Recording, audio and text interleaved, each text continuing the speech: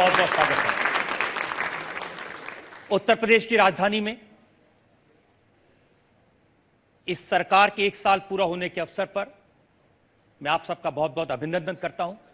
और आज का यह खास शो, हमारे मेहमान एक ऐसी शख्सियत जिन्होंने लोकप्रियता के नए कीर्तिमान स्थापित किए हैं, एक ऐसा व्यक्ति जो सिर्फ अपने प्रदेश में नहीं, भारतीय जनता पार्टी के लिए पूरे देश में स्टार प्रचारक है। प्लीज वेलकम उत्तर प्रदेश के मुख्यमंत्री योगी आदित्यनाथ।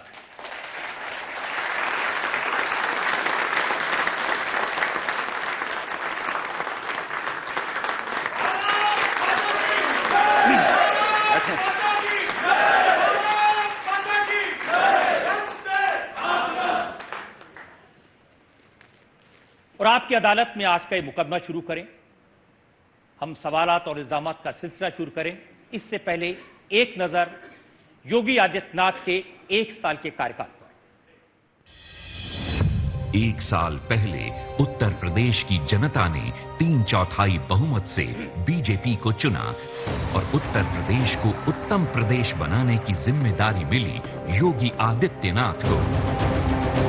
मुख्यमंत्री बनने के 1 साल के भीतर ही योगी आदित्यनाथ ने दिखा दिया कि वो चोला भले ही सन्यासी का पहनते हों, लेकिन असल में वो एक कुशल प्रशासक हैं और उनकी सोच समझ एक मंझे हुए राजनेता की है।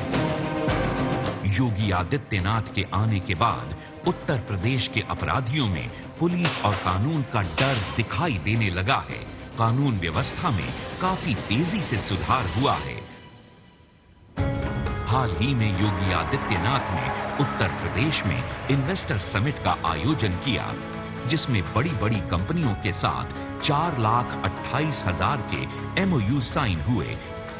योगी आदित्यनाथ के पास अगले 2 साल में 5 लाख युवाओं को रोजगार देने का रोड मैप तैयार है। 1 साल के अंदर 86 लाख किसानों के कर्ज माफ किए गए। 1 साल के अंदर उत्तर प्रदेश की 1 लाख किलोमीटर सड़कें गड्ढा मुक्त हुई हैं। योगी आदित्यनाथ अयोध्या में दिवाली मनाते हैं तो होली को इंटरनेशनल फेस्टिवल बनाना चाहते हैं, लेकिन उत्तर प्रदेश के विकास का एजेंडा योगी आदित्यनाथ की लिस्ट में सबसे ऊपर है।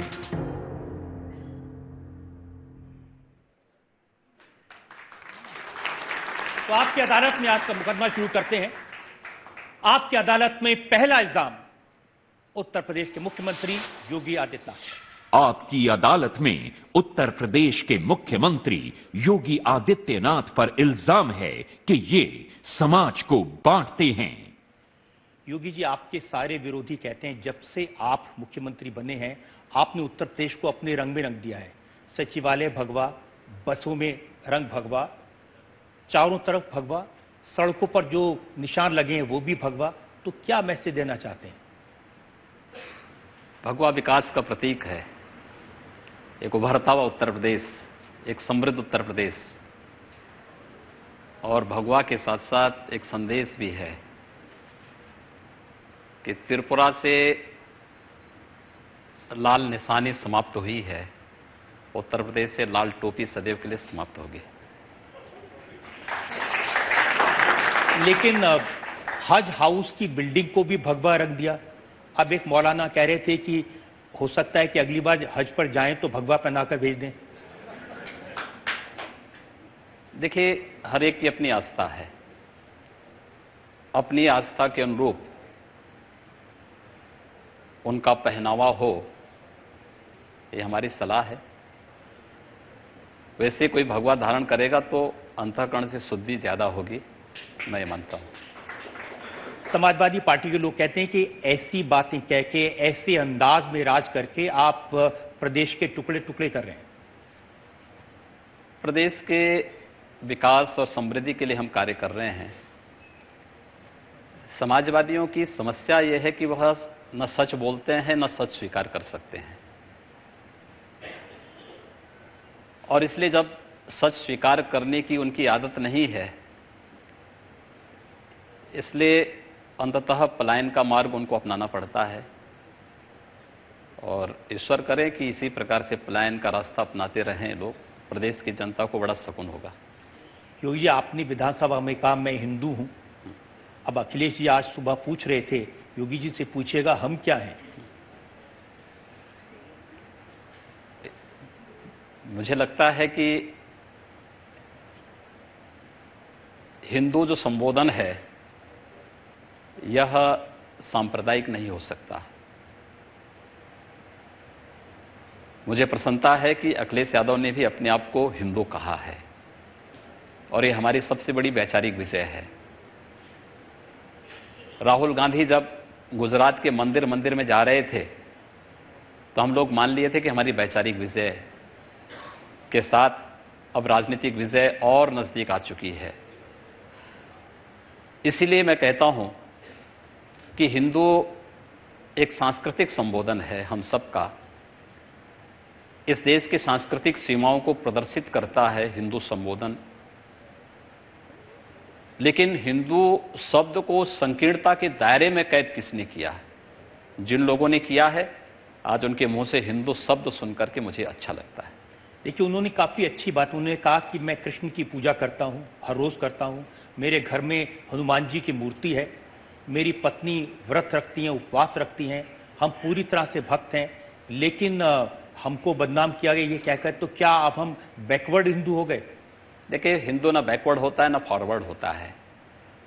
आज उन्होंने हिंदू ताकत को समझा तो जो लोग कल तक घर के अंदर चुपचाप हनुमान चालीसा करते थे और बाहर आकर कोई टोपी पहन करके पाखंड करते थे, आज कम से कम मंच पे आकर कह तो रहे हैं कि हम हिंदू हैं। ये हमारी सबसे बड़ी वैचारिक विजय है। लेकिन आपने भी वातावरण ऐसा बनाया, आप अयोध्या गए, दिवाली मनाई, मथुरा गए, होली मनाई, लेकिन ईद नहीं मनाएंगे आप। देखिए, मैंने पहले भी कहा ना कि हर एक की अपनी आस्था है और उस आस्था के अनुरूप अपनी उपासना विधि चुनना उसका अधिकार है। अयोध्या पर हमें गर्व होना चाहिए, हमारी पहचान है अयोध्या। मथुरा हमारी पहचान है, काशी हमारी पहचान है। पूरी दुनिया इस रूप में हमें जानती है।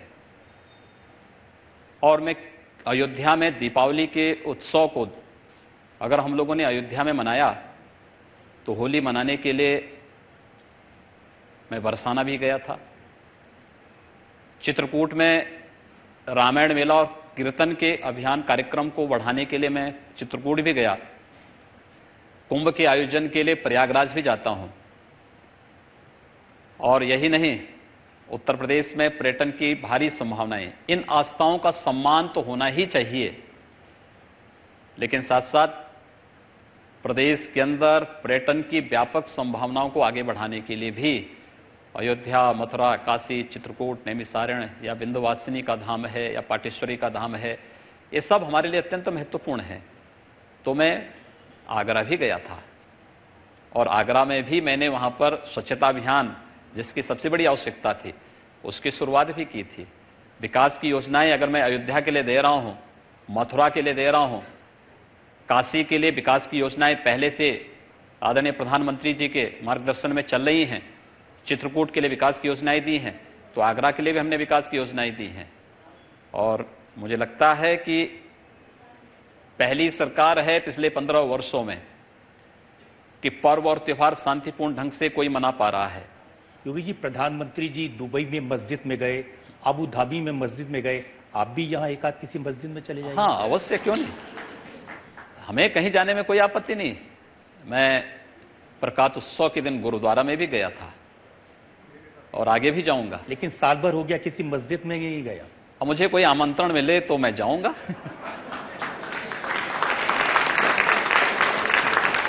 अखिलेश जी ये भी कह रहे थे कि आप मथुरा गए, अयोध्या गए, लेकिन आपने वहां के लिए कुछ किया नहीं। उन्होंने कहा कि मैंने मथुरा के लिए 2000 करोड़ रुपए लगाए थे सड़कें बनाने के लिए, वृंदावन का निर्माण किया, गोवर्धन को सुंदर बनाया, अयोध्या में घाट बनाए, लेकिन योगी जी ने कुछ किया नहीं। ये चीजें कहीं दिखती भी तो लोगों को, आखिर क्यों अयोध्या में भी और मथुरा में भी बीजेपी नजर आ रही है।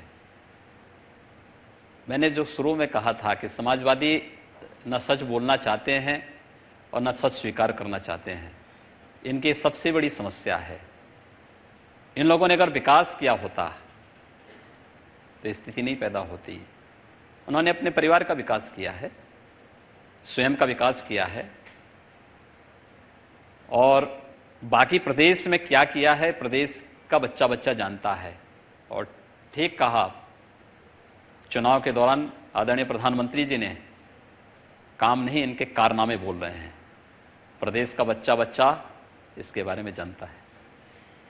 आप वैसे तो भगवा को आप विकास का प्रतीक मानते हैं, हिंदुओं को एक संदेश भी देते हैं, लेकिन एक कवि हैं, हाल ही में उन्होंने अपनी कविता पार्लियामेंट में पढ़ी थी।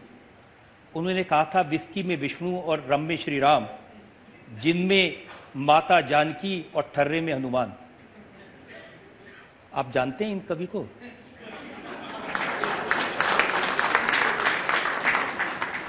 जाकी रही भावना जैसी, प्रभु मूरत देखी तिन तैसी। तो ऐसे महानुभाव को भारतीय जनता पार्टी में शामिल करने का क्या कारण है? देखिए, भारतीय जनता पार्टी मूल्यों और आदर्शों पर कार्य करने वाली पार्टी है, और अगर कोई व्यक्ति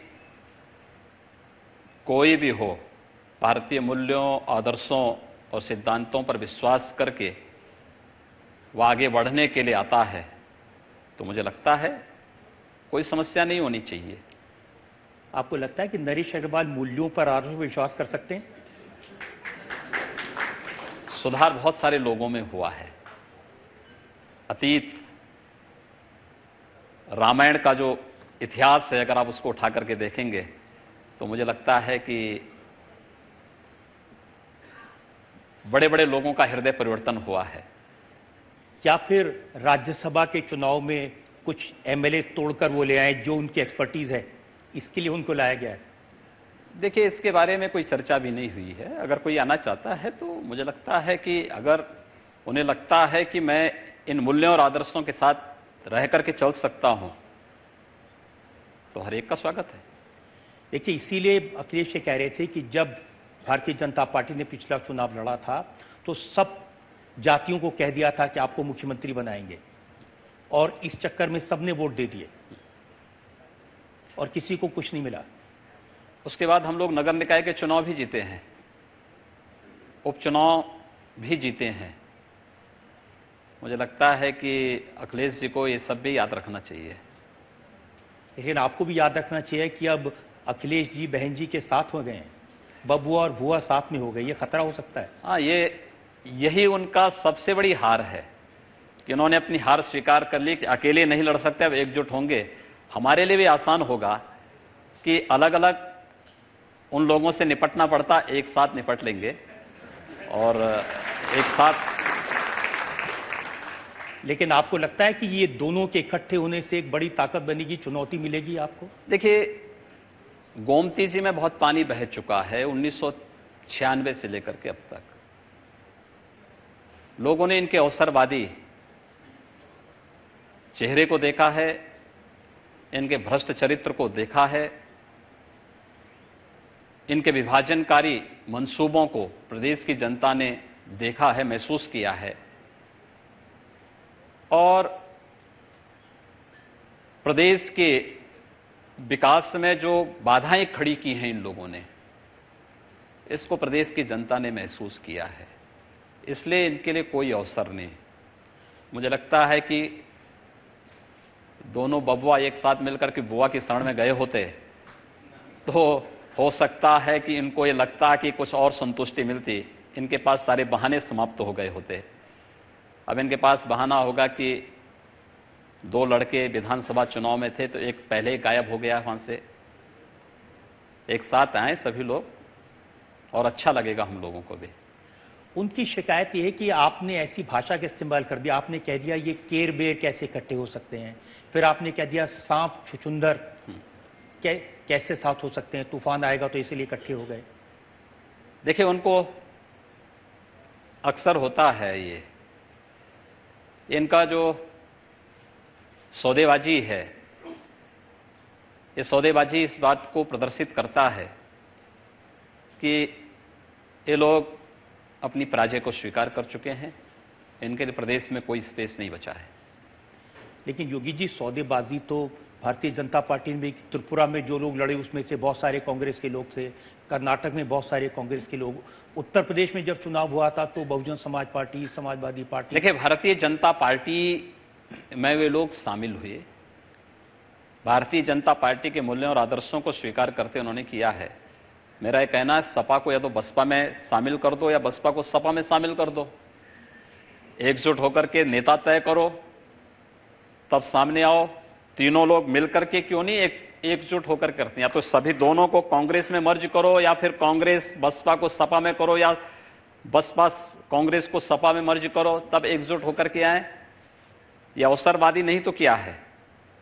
यह सौदेबाजी नहीं है तो क्या है? नहीं, हम गठबंधन भी नहीं करेंगे, लेकिन एक दूसरे को सपोर्ट करेंगे। तो प्रदेश की जनता बहुत जागरूक है इस मामले में। लालू जी ने जेल में जाने से पहले ये प्रवचन कहे थे।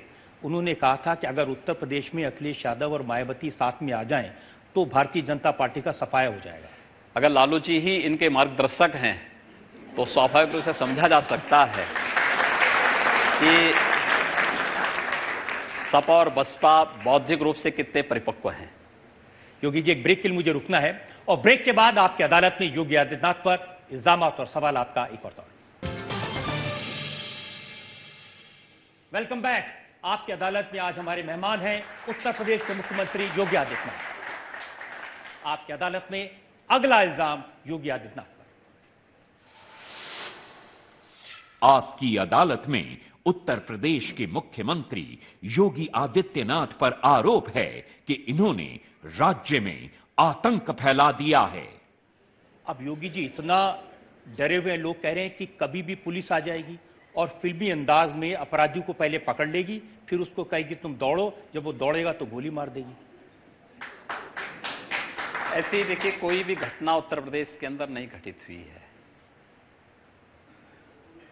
उत्तर प्रदेश जैसे राज्य को नियंत्रित करने के लिए, जिसमें जंगल राज रहा हो, जिस प्रदेश में हर सप्ताह 2 से 3 बड़े बड़े दंगे होते रहे हों, जहां राजनीतिक संरक्षण में अपराधी फलते फूलते थे और सत्ता के केंद्र में अपराधी हुआ करते थे, उस प्रदेश में विकास करना है तो कानून का राज आवश्यक है। और कानून के राज के लिए आवश्यक है कि हम प्रदेश के अंदर प्रत्येक नागरिक को सुरक्षा की गारंटी दें। किसी भी निर्दोष व्यक्ति पर कोई अत्याचार नहीं हो सकता है, इसकी हम गारंटी दे सकते हैं। हर व्यक्ति को सुरक्षा की गारंटी हम लोग दे सकते हैं। लेकिन हां, अगर कोई पुलिस पर गोली चलाएगा तो हम उसकी कोई गारंटी नहीं दे सकते। योगी जी, 1 साल आपका शासन हुआ है, 1200 एनकाउंटर, 40 लोगों को पुलिस ने गोली से मार दिया। 40 से ज्यादा हो गई।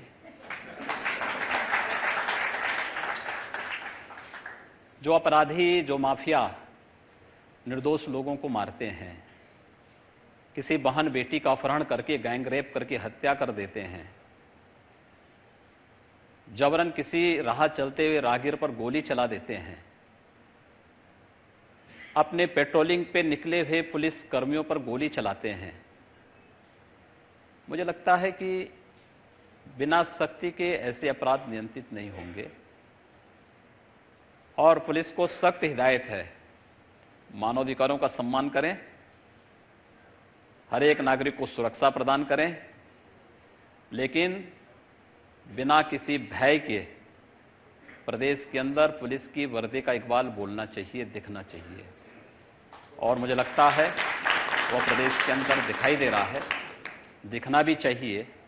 इसके बहुत बेहतर परिणाम आने वाले समय में आएंगे। हमारे पास मैन पावर का अभाव है और हमारी प्रक्रिया पूरी होने दीजिए।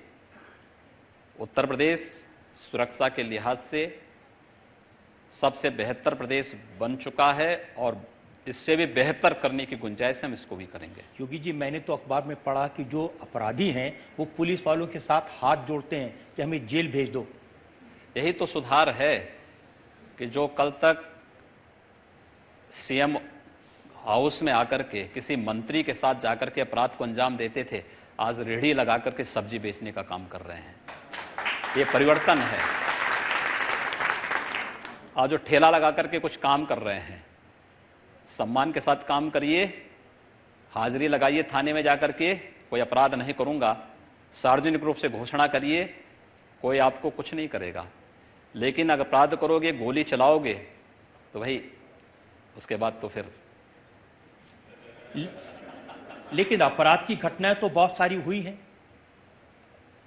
मथुरा में एनकाउंटर के दौरान 8 साल के बच्चे को गोली लग गई थी। वो इनकाउंटर नहीं था, हम उसको इनकाउंटर नहीं मानते। हमने वहां पर एफआईआर दर्ज कराई है, संबंधित जो सब इंस्पेक्टर थे उनके खिलाफ कार्रवाई हुई है, पुलिस कर्मियों के खिलाफ कार्रवाई हुई है।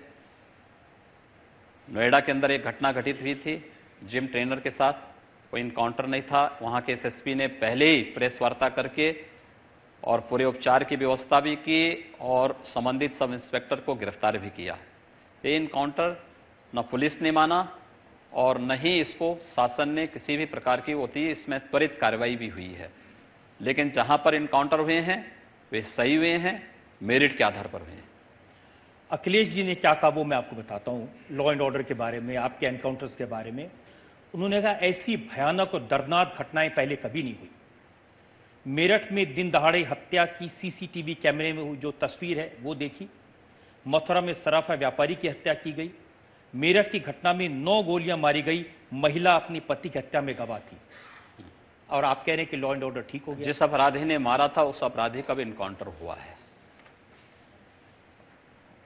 अगर उसने किसी गवाह को मारा है तो वह घटना समाजवादी पार्टी के समय में उस महिला के पति की हत्या हुई थी, तब सत्ता का संरक्षण उस अपराधी को था और पुलिस ने थोड़ी सी लापरवाही की, उसमें पुलिस की जवाबदेही भी वहां तय की गई और बाद में फिर पुलिस इनकाउंटर में वो अपराधी भी मारा गया है। वह भी इस धरती पे नहीं है। कोई निर्दोष लोगों को मारेगा तो सख्ती के साथ उससे निपटने का कार्य शासन करेगा, पुलिस प्रशासन करेगा। एक वादा आपने उत्तर प्रदेश की लड़कियों से, महिलाओं से किया था, उन्हें सुरक्षा मिलेगी। 1 साल के आंकड़े देखे मैंने, 365 दिन में 100 नंबर पर छेड़खानी की घटनाओं की 7,200 शिकायतें हैं। आई घटनाएं हुई हैं, हो रही हैं। एंटी रोमियो स्क्वाड हम लोगों ने गठित किया था, उसने अच्छा कार्य भी किया है। एक बिगड़ी हुई व्यवस्था है, सुधरने में समय लगेगा, लेकिन आप मानकर के चलिए कि बहन और बेटियों को पूरी सुरक्षा हम देंगे। आप कह रहे हैं समय लगेगा, अब 1 साल तो काफी चल रहा है, ये प्रक्रिया का हिस्सा है।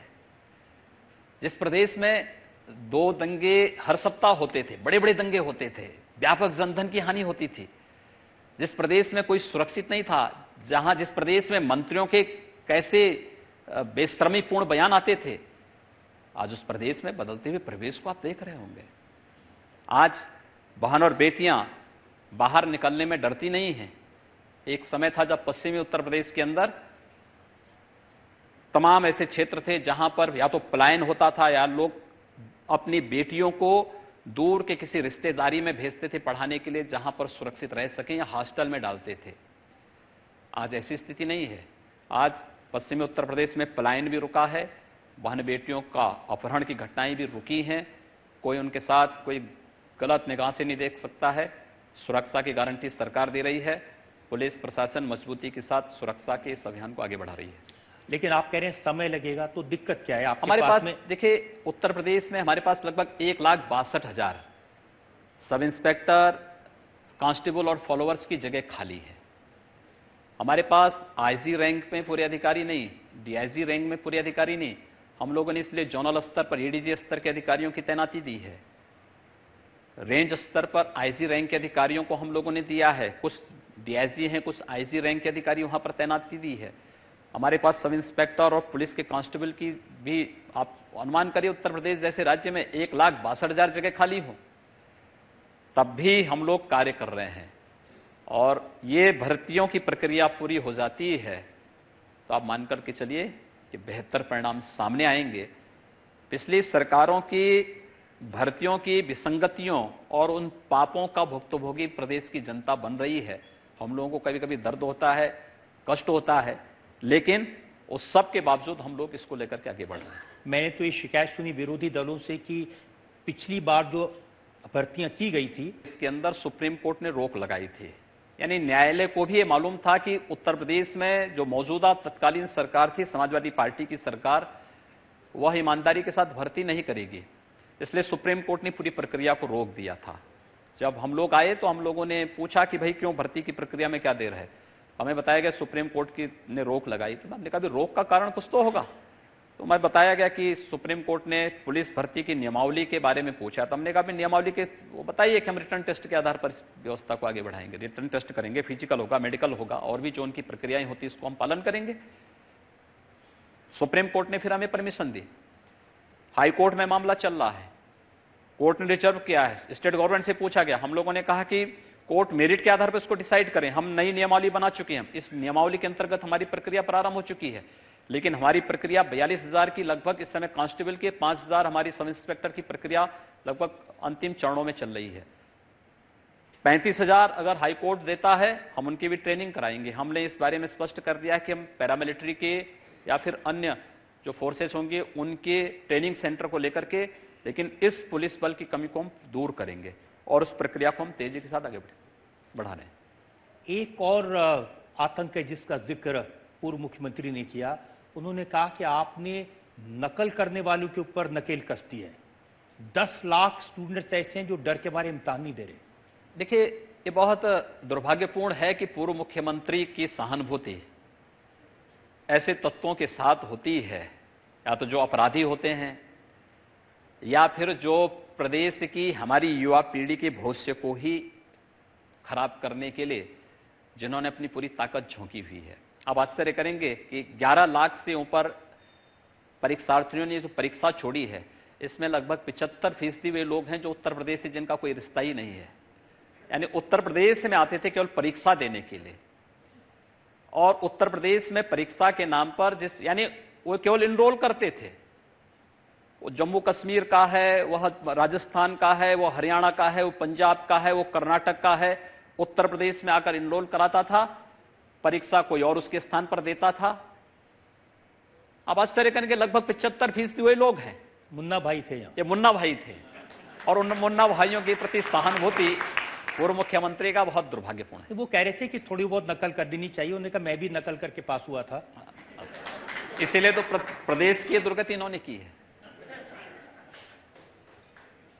और उनका तर्क यह है कि आप इसलिए इनको पास नहीं होने दे रहे क्योंकि फिर आपको इनको नौकरियां देनी पड़ेगी। आपके पास नौकरी नहीं है लोगों को देने की। हमारे पास पर्याप्त नौकरी है, हमारे पास नौकरियों की कमी नहीं। हम केवल उत्तर प्रदेश सरकार की लगभग 5 लाख से ऊपर नौकरियां हम हमारी प्रक्रिया के हिस्सा बन चुकी। 1,37,000 तो बेसिक शिक्षा में हम नौकरी देने जा रहे हैं।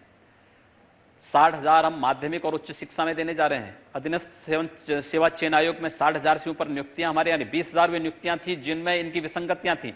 हम लोग इन्होंने रोक दिया था, कोर्ट ने रोक दिया था, हम फिर से उसको प्रारंभ करने जा रहे हैं।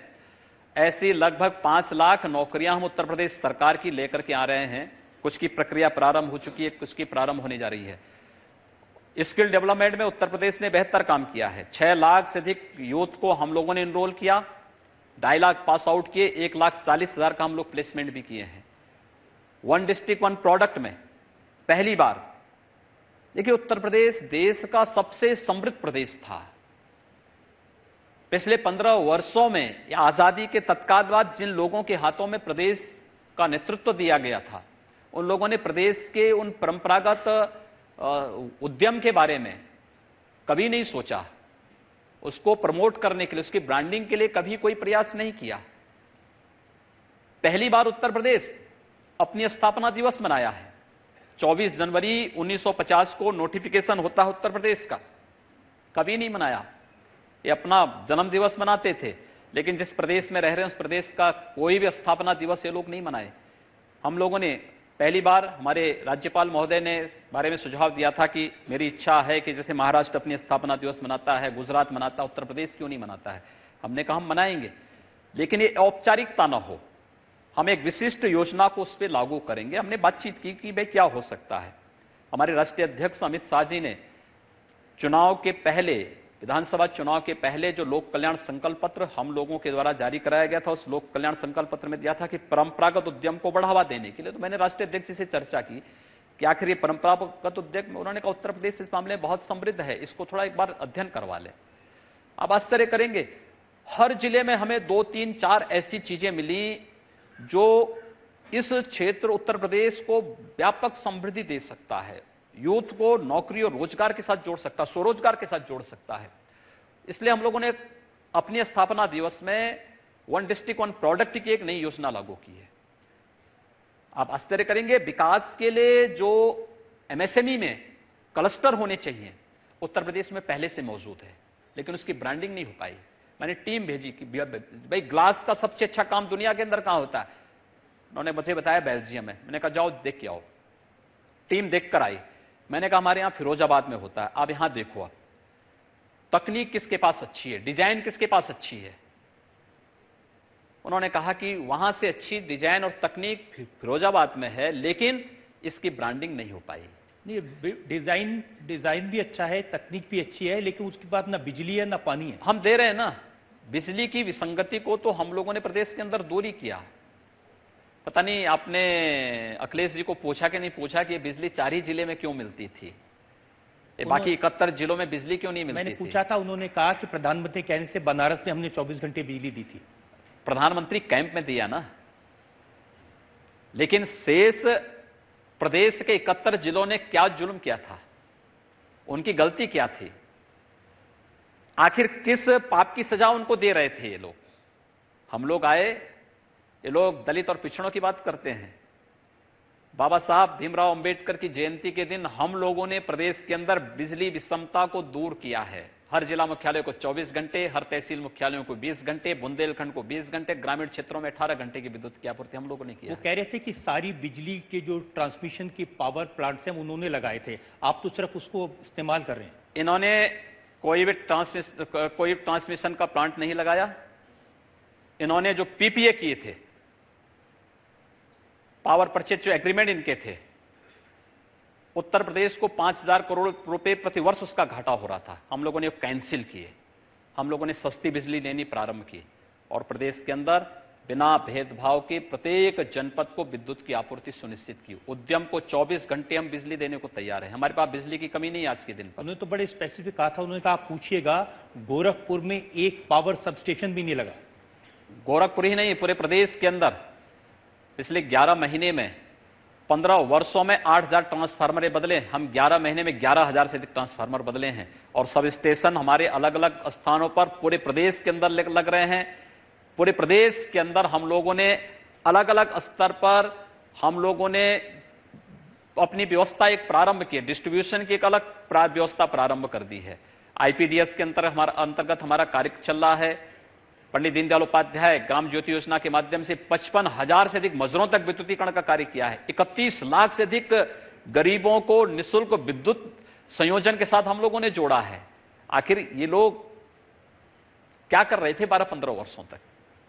आपको कभी पूछना चाहिए उनसे। समस्या यह है कि जब विधानसभा में जवाब या विधान परिषद में जवाब की बात आती है, लोग भाग जाते हैं, सामना करने को तैयार नहीं है, फेस करने की हिम्मत नहीं है, पीठ पीछे ट्वीट करते हैं चुपचाप चोरी छिपे। सामने आकर के लोग कभी मुकाबला करने को तैयार है नहीं। वैसे जनता ने उनको इस लायक छोड़ा भी नहीं है। योगी जी, और भी बहुत सारे सवाल हैं, लेकिन एक जरूर मैं मेंशन करना चाहता हूं। ये आज अखिलेश यादव ने मेंशन किया था। अखिलेश जी ने पूछा कि जब नकल रोक रहे थे और उसके खिलाफ इतने एक्शन ले रहे थे, तो एक बीजेपी के नेता के घर में लोग नकल करते पकड़े गए। देखिए, जिसके भी यहां हुआ होगा, हमने सबके खिलाफ समान रूप से कार्रवाई की है। और अगर बीजेपी का कार्यकर्ता था, उसके यहां नकल करते हुए पकड़ा गया, ये कार्रवाई हुई है, तो ये माना जा सकता है ना कि निष्पक्ष सरकार निष्पक्ष है और सरकार निष्पक्ष ही होनी चाहिए। तो आपकी सरकार को 1 साल को लेकर और बहुत सारे सवाल मेरे पास में हैं। मैं ब्रेक के रुकेंगे और ब्रेक के बाद आपकी अदालत में योगी आदित्यनाथ पर इल्जामात और सवाल आपका एक और।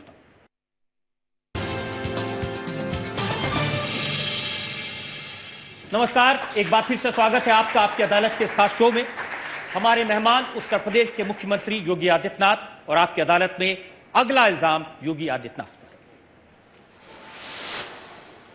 आपकी अदालत में उत्तर प्रदेश के मुख्यमंत्री योगी आदित्यनाथ पर इल्जाम है कि इन्होंने अपने वादे पूरे नहीं किए। योगी जी, बड़ी लंबी फहरिस्त है जो पूर्व मुख्यमंत्री ने सामने रखी। उन्होंने कहा कि वादा किया था यूपी को विकास के रास्ते पर ले जाएंगे, लेकिन उनका कहना है कि सारे काम जो उन्होंने किए थे उनको आगे बढ़ा रहे हैं, अपना कुछ नहीं किया, राम राम जपना पराय माल अपना। चले इसी बहाने भगवान राम का नाम तो लिया। जो लोग दुर्योधन और रावण की पूजा करने वाले थे, अगर राम और कृष्ण को भी पूज रहे हैं तो मेरे लिए तो सबसे बड़ी विजय है भैया। उन्होंने कहा कि भाई मेट्रो हमने बनवाया, इन्होंने उद्घाटन कर दिया। ये तो हर व्यक्ति जानता है। देखिए, कार्य का श्रेय कोई एक व्यक्ति नहीं ले सकता है। आगरा लखनऊ एक्सप्रेस वे पर अभी भी कार्य चल रहा है। इसी बजट में 500 करोड़ रुपए हमें देने पड़े हैं। पिछले बजट में भी 500-600 करोड़ रुपए हम लोगों को देने पड़े थे। आधे अधूरे कार्यों को छोड़ करके, अधोमानक कार्यों को छोड़ करके, मेट्रो अगर इन्होंने प्रारंभ की थी या मेट्रो अगर इन्होंने बनाई थी तो क्यों नहीं इसको नवंबर 17 में इन्होंने प्रारंभ की? क्यों उसके बाद 6 महीने युद्ध स्तर पर कार्य करने के बाद हम लोगों को समय लगा? कारण था आधे अधूरे इनके कार्य थे। केवल ठेकेदारी, केवल कमीशनखोरी, केवल भ्रष्टाचार, इसके सिवाय इन्होंने प्रदेश को कुछ नहीं दिया। प्रदेश के अंदर हम लोग आए थे, 1,21,000 किलोमीटर की सड़कें गड्ढा युक्त थी। उन सड़कों को गड्ढा मुक्त करने, प्रदेश के अंदर 4 लेन, 6 लेन, 2 लेन की सड़कों का एक नया संजाल तैयार करने की कार्रवाई हमारी सरकार ने किया। और यही नहीं, 2 एक्सप्रेस वे को जोड़ने, 3 स्थानों पर नई मेट्रो, भारत सरकार ने मेट्रो की अपनी पॉलिसी में कुछ चेंजेस किए हैं। इसके बाद उसी के संशोधन के अनुरूप हमें भी संशोधन करना था। यूपी मेट्रो कारपोरेशन हम लोगों को बनाना पड़ा। यूपी मेट्रो कारपोरेशन के बाद हमारे कानपुर, आगरा, मेरठ में हम लोग नई मेट्रो की डीपीआर बना करके भारत सरकार को भेज चुके हैं। हमने पैसे की व्यवस्था कर दी है। जिस दिन हमें वहां से अनुमति मिलेगी हम कार्य अपना प्रारंभ कर देंगे।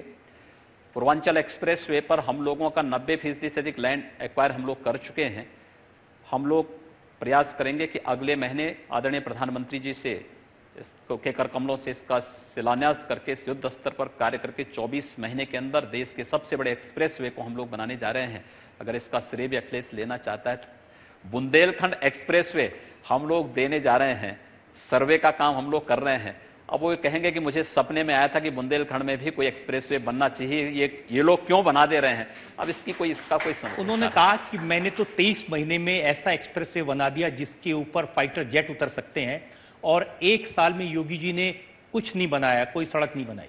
उनको 5 साल लगे थे, वो भी अधूरा एक्सप्रेसवे है। हम 1 साल में ही इसको शुभारंभ करने जा रहे हैं। यही अंतर है कि जिस कार्य को समझने में उनको 5 साल लगे, उसको हम 1 साल के अंदर ही पूरा कर दे रहे हैं। उन्होंने एक स्पेसिफिक पूछा कि क्या जो एक्सप्रेस वे है बलिया तक पहुंचेगा, क्योंकि जितना फंड आपने दिया उससे 12बंकी से आगे नहीं सड़क जा सकती। हमने पैसे की पूरी व्यवस्था की है, लैंड हमारा एक्वायर हो चुके हैं, और हम लोग उसको केवल यहां लखनऊ से गाजीपुर ही नहीं, वाराणसी से बलिया भी जोड़ने जा रहे हैं, गोरखपुर को भी जोड़ने जा रहे हैं, अयोध्या और प्रयागराज को भी जोड़ने जा रहे हैं। तो क्या वाकई में आपके राज्य में इतनी सड़कें बन जाएंगी? क्यों नहीं, काम चल रहा है। आप जाके देखिए ना, हर जगह ये लोग थोड़ा अपने एसी रूम से बाहर निकलने की आदत भी ये लोग डालेंगे तो अच्छा रहेगा। थोड़ा पसीना निकलेगा तो कुछ चीजें जमीन पे दिखाई देंगी, अन्यथा। उन्होंने ये भी शिकायत की कि हमने आलू की मंडी बनवाई थी, उसको बंद कर दिया। उन्होंने कहा कि हमने दशहरी आम की मंडी बनवा रहे थे, उसको बीच में रोक दिया। बनवा रहे थे ना, ये सपने आ रहे थे उनको, बनाए कुछ नहीं। उत्तर प्रदेश के किसानों को पहली बार समर्थन मूल्य से अधिक दाम मिल रहा है। 13, 14, 14, 15, 15, 16, 16, 17 का 25,000 करोड़ रुपए का गन्ना मूल्य का भुगतान था। प्रदेश के किसानों का गन्ना मूल्य का भुगतान हम लोग करवाए हैं। पहली बार उत्तर प्रदेश के अंदर 1 साल के अंदर किसी सरकार ने 80,000 करोड़ रुपए किसानों के खाते में डीबीटी के माध्यम से भिजवाने का कार्य किया है। चाहे वह रिकॉर्ड मात्रा में 37 लाख, ये लोग 5 साल में 37 लाख मीट्रिक टन सीधे किसानों से नहीं खरीदे होंगे। हम लोगों ने किसानों से गेहूं खरीदा, हम लोगों ने 43 लाख मीट्रिक टन धान का क्रय सीधे किसानों से किया। ये लोग 5 साल में नहीं कर पाए। मैं कहता हूं 5 साल की बात कर रहे हो, 12 साल, 15 साल में ये लोग दोनों मिलकर के नहीं किए होंगे। हम लोगों ने 1 साल के अंदर किया है। हम लोग फिर से इस नई रबी फसल हमारी जो तैयार हो रही है, गेहूं की फसल तैयार होने जा रही है, 5500 स्थानों पर फिर से क्रय केंद्र स्थापित करने जा रहे हैं और इस बार बेहतर उनको प्रधानमंत्री जी ने जो अभी जनरल बजट में जो घोषणा की है कि हम किसान की लागत का 1.5 गुना दाम देने की प्रक्रिया के साथ उत्तर प्रदेश पहला राज्य होगा जो उस दिशा में बढ़ रहा है। आलू का समर्थन मूल्य पूरे देश के अंदर पहली बार उत्तर प्रदेश के अंदर तय हुआ। आखिर ये लोग क्या कर रहे थे? आलू बाहुल्य क्षेत्र से तो चुनाव जीत करके ही लोग आते थे। आलू की मंडी बना तो रहे थे, कोई मंडी इन्होंने नहीं बनाई थी। आलू की मंडी ही नहीं, आलू के समर्थन मूल्य तय हम लोग कर रहे हैं। आलू में मंडी शुल्क हम लोग समाप्त कर रहे हैं। पहली बार उत्तर प्रदेश के अंदर हर संस्था के रूप में दिखाई। इनके समय में मंडी समिति की स्थिति क्या थी? कबाड़ खाना लगता था। आज जाइए प्रदेश की मंडियों को देखिए, लगता है कि ये प्रदेश की मंडी, उत्तर प्रदेश जैसे राज्य की मंडी है। ये सुधार 1 साल के अंदर उत्तर प्रदेश की मंडी की आय में वृद्धि हुई है। नहीं तो बंदरबांट होता था पैसे का, कोई सड़क नहीं। 20,000 किलोमीटर सड़कें मंडी समिति से हम लोग बना रहे हैं। मंडियों को फिर से हम लोगों ने ई नाम से जोड़ा है। प्रदेश के अंदर मंडियों में व्यापक सुधार किया है और किसानों में, आलू में हम लोगों ने मंडी शुल्क को माफ किया, उनके एक्सपोर्ट की सुविधा हम लोगों ने दी। उसके लिए हम लोग पर कुंटल के हिसाब से उन्हें धनराशि दे रहे हैं, उसके लिए भी दे रहे हैं। और दशहरी आम के लिए भी प्रदेश आम, केवल दशहरी के साथ साथ प्रदेश के अंदर अन्य जहां भी आम का उत्पादन होता है उन सभी किसानों को भी हम लोगों ने एक्सपोर्ट में व्यापक सुविधा हमारी सरकार के आने के बाद दिया गया। सब कुछ कर रहे हैं, लेकिन आप नौजवानों को लैपटॉप नहीं दे रही है, उन्होंने कहा। देखिए, प्रदेश के नौजवान को आत्मनिर्भर बनाना है। प्रदेश के नौजवान को भिखमंगा ये लोग बनाना चाहते थे। हम प्रदेश के नौजवान को स्वावलंबी बनाना चाहते हैं, आत्मनिर्भर बनाना चाहते हैं और प्रदेश के नौजवान को पूरे देश के अंदर किसी भी अखिल भारतीय परीक्षा में उस प्रतिस्पर्धा के योग्य वो बन सके, उस योग्य हम बनाना चाहते हैं। उस दिशा में हमारी प्रयास प्रारंभ हुए हैं।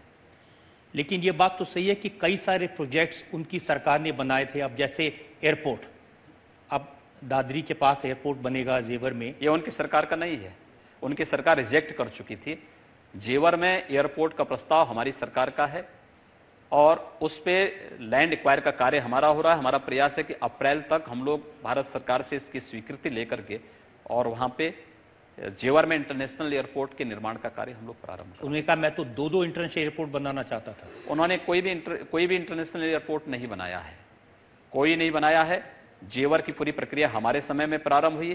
कुशीनगर के लिए पैसा हम लोगों ने दिया है। उन्होंने एक ट्विटर पर लिखा, आगरा के लिए पैसा हमने दिया, इलाहाबाद के लिए पैसा हमने दिया है और प्रदेश के अंदर रीजनल कनेक्टिविटी की कार्रवाई हम लोगों ने प्रारंभ की है। प्रदेश के सभी महानगरों को आपस में एयर कनेक्टिविटी देने की कार्रवाई भी हमारी सरकार ने किया है।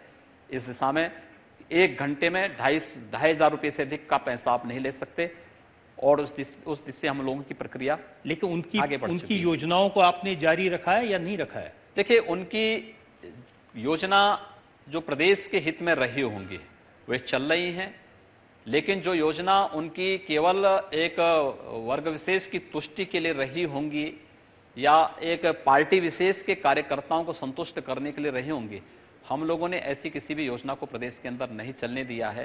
क्योंकि आपको याद होगा, जब आदरणीय प्रधानमंत्री जी ने, नरेंद्र मोदी जी ने जब देश के प्रधानमंत्री पद की शपथ ली थी, उस समय उन्होंने एक बात कही थी कि सरकार किसी व्यक्ति, किसी परिवार, किसी जाति, किसी मत और किसी मजहब के लिए नहीं, बल्कि सरकार गांव, गरीब, किसान, नौजवान और महिलाओं को समर्पित होकर के कार्य करेगी।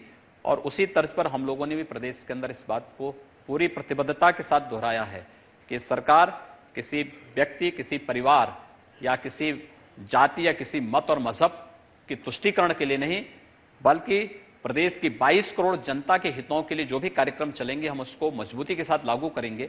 और मुझे इस बात की संतुष्टि है कि हमारी सरकार उसको लागू करने में काफी हद तक सफल हुई। क्या ये सच नहीं है कि जो सोलर एनर्जी का इतना बड़ा प्रोजेक्ट आपने उद्घाटित किया प्रधानमंत्री जी की मौजूदगी में, वो उसकी नींव अखिलेश यादव ने रखी थी? अखिलेश यादव ने नहीं रखी थी, उसमें फ्रांस के साथ एमओयू भारत सरकार ने किया था।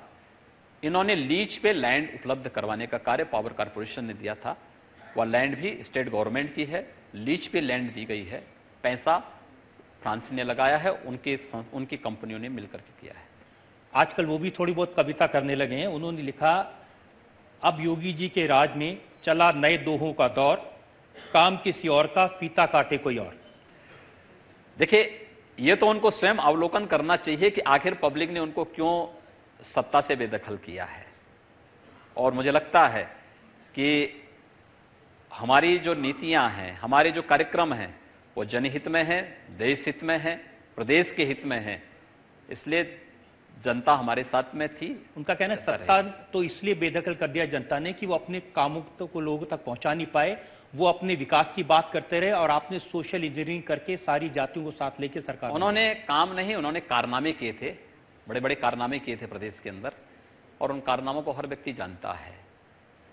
प्रदेश के अंदर जवाहर बाग जैसी घटनाएं भी उन्हीं के समय में हुई थी। प्रदेश के अंदर दंगों का दौर उन्हीं के समय चला था। कोई व्यक्ति सुरक्षित था प्रदेश के अंदर? किराना जैसी घटनाएं भी उन्हीं के समय हुई थी। कांधला में भी पलायन उन्हीं के समय हुआ था। प्रदेश के अंदर हर प्रकार की अराजकता, और प्रदेश के अंदर लोग आना नहीं चाहते थे। हम लोगों ने विकास का अवरोध नहीं किया। यूपी इन्वेस्टर समिट ने बता दिया है कि उत्तर प्रदेश किस ओर जा रहा है।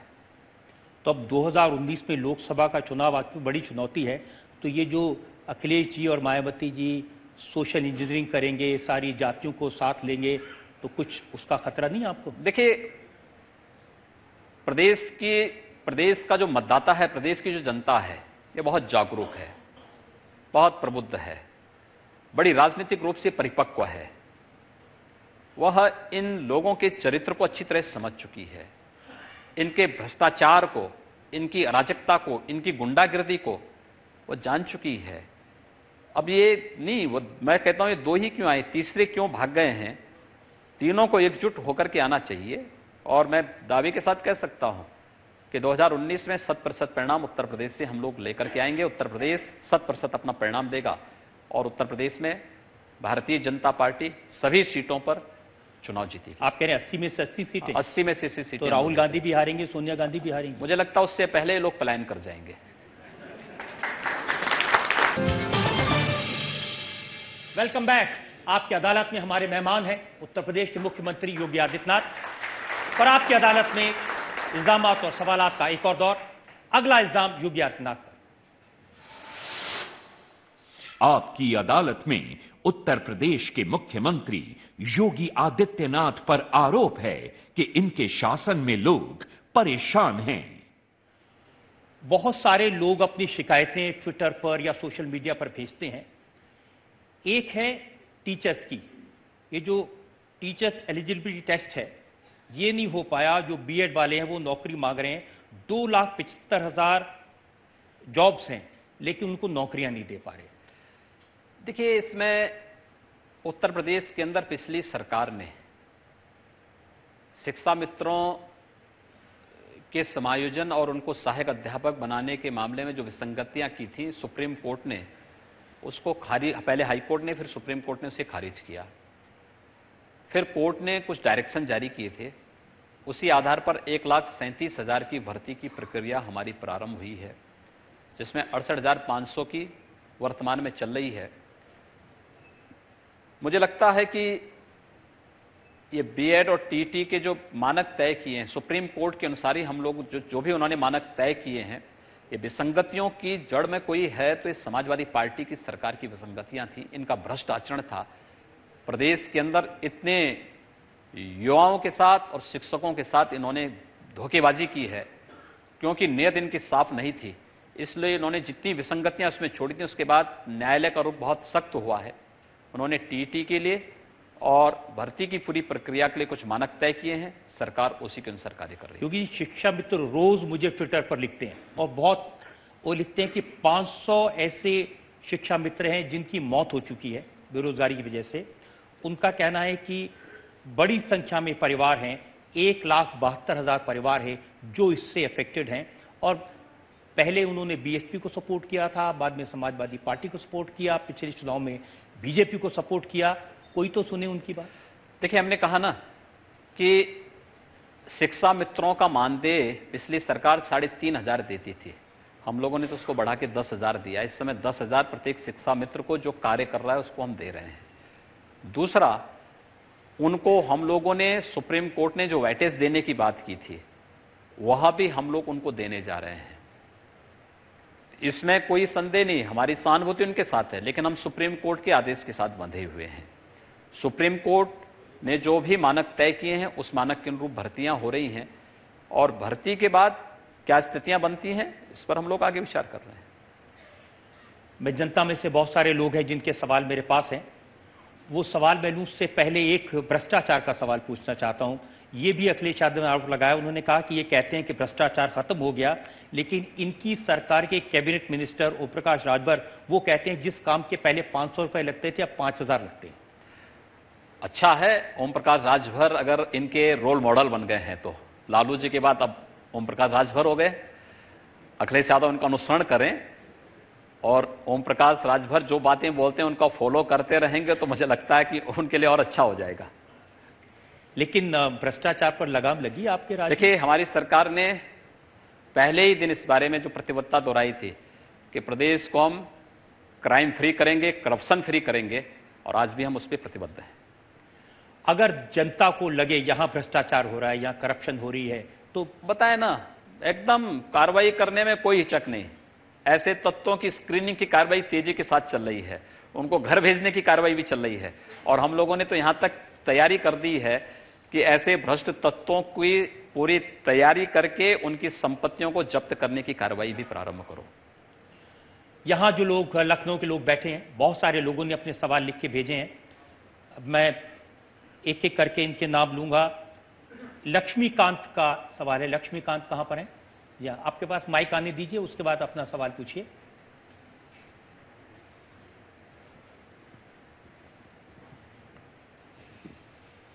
नमस्ते जी। ये कहा जा रहा है कि आपने फूलपुर का चुनाव जीतने के लिए अतीक अहमद को डमी उम्मीदवार की तरह खड़ा किया है। नामांकन के आखिरी दिन अचानक अतीक अहमद जैसे बाहुबली नेता का पर्चा भर देना क्या सरकार और प्रशासन की मदद के बिना संभव था? आपको कैसे विश्वास हो गया इस प्रकार की बातों को? अतीक अहमद को इलाहाबाद और नैनी की जेल की बजाय देवरिया की जेल में शिफ्ट हमारी सरकार ने किया है। अतीक अहमद जैसे दुर्दांत अपराधी और माफियाओं की सेवा तो सपा बसपा की ही फितरत रही है। यही लोग उनकी आरती उतारते थे। हमारी सरकार में किसी अपराधी की जो है कोई आरती नहीं उतारी जाती है। उनके साथ क्या व्यवहार होता है हर व्यक्ति जानता है। लेकिन सेना पर सवाल उठाने वाले नरेश अग्रवाल को आप ले लेते हैं।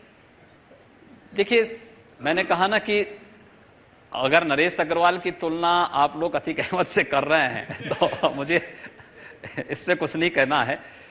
लेकिन सेना पे सवाल उठाना गलत था। हम लोगों ने उस समय बहुत गुस्सा है नरेश अग्रवाल को बीजेपी ज्वाइन करने को लेकर। जो सोशल मीडिया है उसमें भारतीय जनता पार्टी के जो सपोर्टर्स हैं उनका बहुत गुस्सा है। आपको भी खबर मिली होगी। देखिए, हमने कहा ना, सेना पे किसी भी प्रकार की टिप्पणी न ये देश स्वीकार कर सकता है न कोई स्वीकार कर सकता है। और जया बच्चन महिलाओं पर कोई भी किसी प्रकार की टिप्पणी मुझे लगता है स्वीकार्य नहीं हो सकती है। जया बच्चन पर भी उन्होंने, मैंने कहा ना, जया बच्चन जी महिला हैं। मैंने पूरी मातृशक्ति की बात की है। एक सवाल जस्टिस राकेश शर्मा का है। जस्टिस राकेश शर्मा जी। माननीय मुख्यमंत्री जी, माननीय उच्चतम न्यायालय और उच्च न्यायालय के आदेश हैं कि धार्मिक स्थलों पर लाउड स्पीकर्स का नियंत्रित प्रयोग हो। ऐसा लगता है कि अभी नियंत्रित प्रयोग नहीं हो रहा है और ध्वनि का जो मापक है वो अभी नियंत्रित मापकों के अंदर प्रदेश भर में नहीं हो रहा है। कुछ जगह जहां सिविल लाइन्स हैं और जगह हैं वहां नियंत्रण है, लेकिन जिलों में दूर दूर वहां से खबर आती है कि अभी भी जो है ध्वनि प्रदूषण है और इससे विद्यार्थियों को, सीनियर सिटीजन्स को, नागरिकों को तकलीफ होती है। आपकी जो आशंका है बिल्कुल सही है। इसमें लखनऊ जो बेंच है हाईकोर्ट की, उससे भी इस संबंध में कुछ डायरेक्शन जारी हुए थे और हम लोगों ने भी शासन स्तर पर किए थे। लेकिन चूंकि प्रदेश के अंदर पर्व और त्योहार थे, इसको देखते हुए हम लोगों ने अभी उसमें शिथिलता रखी थी। लेकिन हम दोनों प्रकार के उसमें, एक धर्मस्थल ही नहीं, कहीं भी कोई भी उपासना स्थल हो, कोई भी मजहबी स्थल हो, कोई भी ऐसे स्थल हो, उन स्थलों पर एक सीमा के बाद जो डिसिबल सुप्रीम कोर्ट ने तय किया है, अभी तक चूंकि उसके मानक को तय करने का कोई भी इस प्रकार का वो नहीं था, अभी उसको लागू नहीं किया था। लेकिन हम उस दिशा में बढ़ रहे हैं। हम उसको पूरे प्रदेश के अंदर लागू करने जा रहे हैं। जैसे हम लोगों ने इलीगल स्लॉटर हाउसेस बंद किए थे, वैसे हम इस ध्वनि प्रदूषण को भी पूरी शक्ति के साथ रोकने जा रहे हैं। और दूसरा कदम हम लोग उठाने जा रहे हैं कि सार्वजनिक स्थलों पर जो तथाकथित धर्मस्थल बन चुके हैं, इसकी दिशा में भी सुप्रीम कोर्ट ने बहुत पहले से स्पष्ट गाइडलाइन जारी कर रखी है। दुर्भाग्य से प्रदेश के अंदर वह लागू नहीं हो पाया था, हम उसको भी प्रदेश के अंदर लागू करने जा रहे हैं। योगी जी, ध्वनि प्रदूषण सिर्फ मस्जिदों का रुकेगा या मंदिरों का भी रुकेगा? मैंने किसी एक उपासना विधि के नाम तो नहीं लिया, सबको हम लागू करेंगे। लेकिन क्योंकि जो सरकारी अफसर गए हैं लिस्ट बनाने के लिए, ज्यादातर मस्जिदों में नहीं, ऐसा नहीं है, ऐसा नहीं है। देखिए, मुझे लगता है कि लगभग 25,000 से अधिक स्थानों पर माइक उतारे भी गए, लेकिन बहुत सारी जगह अभी हैं जिन लोगों ने किन्हीं कारणों से कैसे परमिशन ले लिया, हम उसकी भी जांच करवाने जा रहे हैं और देख रहे हैं इस चीज को। लेकिन इसको हम सख्ती के साथ लागू करने जा रहे हैं और पहले संवाद से करेंगे, नहीं होगा तो हम उसके बाद कार्रवाई करेंगे। तो मंदिर वाले नाराज नहीं हो जाएंगे? कोई देखिए, कोई गलत कार्य के लिए कोई नाराज नहीं होता। मंदिर तो सदाचार का मार्ग दिखाता है, अच्छे मार्ग पर चलने की प्रेरणा देता है, तो मंदिर वाले लोग तो खुश हो जाएंगे। वो सोचेंगे योगी जी अपने हैं, हमारे ऊपर। और मैंने कहा ना, सभी लोग उसमें खुश होंगे, इसलिए मुझे तो और सहयोग करेंगे वो लोग। रुचि कुमार का एक सवाल है।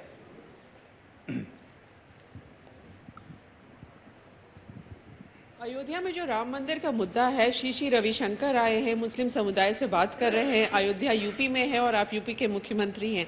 आपको लगता है कि श्री रविशंकर के साथ आप भी अगर मध्यस्थता करें, दोनों पक्षों से बात करें, तो ये मसला जल्दी सुलझ सकता है और अयोध्या में राम मंदिर बनने का रास्ता साफ हो सकता है?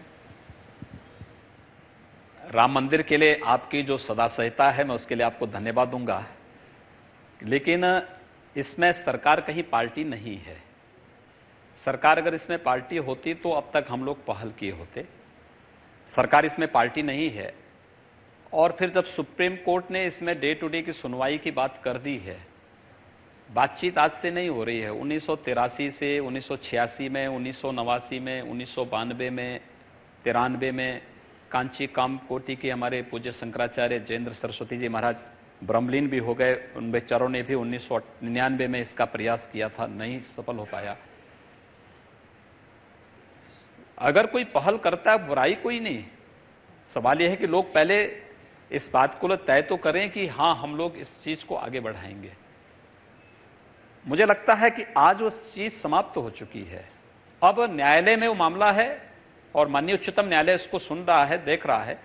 हमें न्यायालय पे विश्वास करके अब इस प्रक्रिया को न्यायालय के भरोसे छोड़। राहुल गांधी आजकल याद दिलाते हैं कि मंदिर का ताला उनके पिताजी ने खुलवाया था, राजीव जी ने, और उन्होंने कहा कि हमने हमेशा मदद की है मंदिर की प्रक्रिया में, और अगर हमारी सरकार बनी तो कांग्रेस के लोग कह रहे हैं कि हम बनाएंगे मंदिर। 2004 से 2014 तक क्या कर रहे थे राहुल गांधी? उस समय पहल किए होते तो बहुत अच्छा होता। उससे पहले भी 91 से लेकर 96 तक राहुल गांधी की कांग्रेस की सरकार केंद्र में थी, तब भी उन्होंने कोई पहल क्यों नहीं की? समस्या राहुल गांधी की यह है कि राहुल गांधी को जितना लिख के देंगे वो उतना इमला पढ़ लेते हैं, उसके सिवाय थोड़ा उनको दिक्कत होती है। लेकिन अब 4 साल से तो आपकी सरकार है। हाँ। दिल्ली में मैंने कहा ना कि बातचीत, जब सुप्रीम कोर्ट में मामला चल रहा है, सरकार उसमें पार्टी नहीं है। न्यायालय जिस दिन सरकार से पूछेगी, सरकार अपना जवाब देगी। लेकिन आज सरकार पार्टी नहीं, जिसमें जो भी 2-3 पार्टी उसमें है, एक बार न्यायालय को उसमें सुनवाई करने देना चाहिए। तो आपको लगता है कि लोकसभा चुनाव से पहले मंदिर बन जाएगा? देखिए, डे टू डे की सुनवाई में अगर कांग्रेस अनावश्यक हस्तक्षेप न करे, और खासतौर पर राहुल गांधी अगर अपने कपिल सिब्बल को समझा देते, तो इस मामले की सुनवाई दिसंबर से ही शुरू हो गई होती। तो समय से इस मामले का समाधान हो जाएगा, और इस मामले का समाधान देश में सौहार्द की दृष्टि से बहुत आवश्यक है। बार बार कांग्रेस के लोग कहते हैं ना, बीजेपी का नारा है मंदिर वहीं बनाएंगे, तारीख नहीं बताएंगे। भाई, अगर वो ये स्वीकार करते हैं तो अच्छी बात है। मंदिर के बारे में हर व्यक्ति जानता है कि भारत के अंदर आस्था का सम्मान होना चाहिए। देश आस्थावान देश है। अयोध्या की पहचान किस रूप में है, हमें इसको स्वीकार करने में कोई गुरेज नहीं होनी चाहिए। एक सवाल डॉक्टर वीना सिंह का है। डॉक्टर वीना सिंह कहाँ है? नमस्कार सर, मेरा सवाल है आपसे। आपने होली मनाई, आपने दिवाली भी मनाई, पर आपसे जब पूछा गया कि क्या आप ईद भी मनाएंगे तो आपने मना कर दिया। क्या हम ये मान लें कि आप हिंदुओं के नेता हैं? देखिए, मैं मुख्यमंत्री तो पूरे प्रदेश का हूं, 22 करोड़ जनता का मुख्यमंत्री हूं, लेकिन मेरी व्यक्तिगत आस्था भी है। और व्यक्तिगत आस्था ये, मैं वो पाखंड नहीं कर सकता कि घर के अंदर हनुमान चालीसा का वाचन करूं और बाहर जाकर टोपी लगा करके जो है दूसरा प्रदर्शन करूं। ये चीजें नहीं हो सकती हैं। मेरी आस्था मेरे स्थान पर है, मैं उसका पालन कर रहा हूं और मुझे हिंदू होने पर गर्व की अनुभूति भी होती है कि दुनिया की सबसे प्राचीन समृद्ध परंपरा में जन्म लेने का सौभाग्य मुझे प्राप्त हुआ है और उसमें भी एक सन्यासी के रूप में, एक योगी के रूप में देश के सबसे प्राचीन पंथ और संप्रदाय में दीक्षा लेने का सौभाग्य भी मुझे प्राप्त हुआ है। लेकिन प्रदेश के अंदर पिछले एक वर्ष के दौरान 19 मार्च को हमारी सरकार का 1 वर्ष का कार्यकाल पूरा होगा और इस दौरान हर उपासना विधि, हर मत, हर मजहब, हर संप्रदाय से जुड़े हुए अनुयायियों के पर्व और त्योहार आए हैं। इतना शांतिपूर्ण ढंग से 15 वर्षों में कभी नहीं मनाए गए। होली में ही आपने देखा होगा, होली में लोग कहते थे कि होली और जुमा एक दिन है, तो हमने कहा भी जुमा तो 52 दिन मनाया जाता है, होली एक दिन मनाई जाएगी। 2 घंटे थोड़ा आगे कर लो नमाज का समय। और मैं धन्यवाद दूंगा कि सभी मुस्लिम मौलवी और धर्मगुरुओं ने इसको स्वीकार किया। मैं धन्यवाद दूंगा कलवे जब्बार जी को, जिन्होंने पहल की। बरेली के मौलवियों ने, प्रदेश के अंदर अन्य स्थानों पर उन्होंने कहा 12 बजे ही क्यों नमाज होगी, उन्होंने कहा 2 बजे करेंगे, किसी ने कहा 2:30 बजे करेंगे, किसी ने 3 बजे। अगर ये संवाद स्थापित हो तो सौहार्द भी स्थापित हो जाएगा। हमें एक दूसरे की भावनाओं का सम्मान करना होगा। ये पाखंड करने से नहीं होगा कि हम मंदिर जाएंगे, तिलक लगा देंगे, मस्जिद जाएंगे, टोपी रख देंगे, फिर जाके कहीं और जाएंगे, वहां कुछ और कर देंगे। ये नहीं होगा। हमारी आस्था हमारी जगह है, लेकिन सुरक्षा सबको देंगे और पर्व और त्योहार मनाने की पूरी स्वतंत्रता भी सबको, अगर शांतिपूर्ण ढंग से मनाता है, सबको हमें। ये बताइए, एक भगवाधारी सन्यासी योगी मुख्यमंत्री है, क्या उत्तर प्रदेश के मुसलमानों को डरने की जरूरत है? कोई डरने की आवश्यकता नहीं। आज तो मुसलमान पहले से ज्यादा सुरक्षित अपने आप को महसूस कर रहा है। और दूसरा यह है कि सबसे बड़ी बात यह है कि आधी आबादी को सशक्तिकरण और सुरक्षा की गारंटी हमारी सरकार दे रही है, केंद्र की सरकार दे रही है। हम उस दिशा में बढ़ रहे हैं। ट्रिपल तलाक पर जो प्रदेश सरकार ने भी और केंद्र सरकार ने जो निर्णय लिए हैं, मुझे लगता है एक बहुत बड़ा, देश के अंदर आजादी के बाद के क्रांतिकारी निर्णयों में से इसको कहा जा सकता है। लोग डरते थे वोट बैंक प्रभावित न हो जाए। ये वोट बैंक का भय जब तक रहेगा तब तक कोई कुछ नहीं कर पाएगा। ये वोट बैंक की राजनीति से उभरना पड़ेगा और जब आप इस वोट बैंक की राजनीति से ऊपर उठेंगे, उससे उभरेंगे, तो ही आप लोगों को सुरक्षा दे पाएंगे, तो ही प्रदेश में अमन चैन का माहौल दे पाएंगे, सबको सुरक्षा दे पाएंगे, कानून का राज स्थापित कर पाएंगे। और कानून का राज प्रदेश के विकास के लिए, प्रदेश की समृद्धि के लिए, प्रदेश के अंदर हर नागरिक को नौकरी और रोजगार की दृष्टि से आवश्यक है। अच्छी बात कही आपने। के विक्रम राव बहुत वरिष्ठ पत्रकार हैं। विक्रम राव जी, आपका सवाल। नमस्कार योगी जी, मेरा प्रश्न है राजनीति के इतिहास के संदर्भ में। आजादी की बाद से आज तक कई प्रधानमंत्री उत्तर प्रदेश के हुए, तो क्या यह आंकलन सही होगा कि अगले प्रधानमंत्री के दावेदार भी यूपी से होंगे और आप होंगे? देखिए, हमें सौभाग्य होना चाहिए कि उत्तर प्रदेश इस देश के अंदर आज के दिन पर प्रधानमंत्री भी दे रहा है और राष्ट्रपति भी दे रहा है, गृह मंत्री भी दे रहा है और हम लोग 23 मार्च के बाद वित्त मंत्री भी उत्तर प्रदेश से देने जा रहे हैं। तो जब सारे लोग उत्तर प्रदेश से हैं, तब तो उत्तर प्रदेश की जनता को भरोसा होना चाहिए कि अब तो विकास होकर ही रहेगा। उत्तर प्रदेश की जनता को पूरा भरोसा है। उत्तर प्रदेश की जनता के भरोसा में कहीं कोई इफ वट नहीं है। हां, जिन लोगों ने प्रदेश के विकास को बाधित किया था, उन लोगों को आशंकाएं होंगी, क्योंकि उनके स्वयं के विकास के रास्ते बंद हो गए हैं। योगी जी, उम्मीद करते हैं कि आप उत्तर प्रदेश को विकास के रास्ते पर ले जाते रहें। आज चूंकि इस कार्यक्रम में कोई जज नहीं है, तो यहां जो जनता बैठी है वो जज है। आप लोग ताली बजाकर बताएं कि आपको भरोसा है योगी जी की बात पर।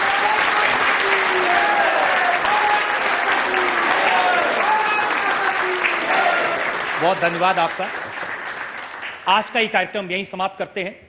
योगी आदित्यनाथ ने आपकी अदालत में जनता के सवालों के जवाब दिए। अगले हफ्ते आपसे मुलाकात होगी एक नई शख्सियत के साथ। नमस्कार।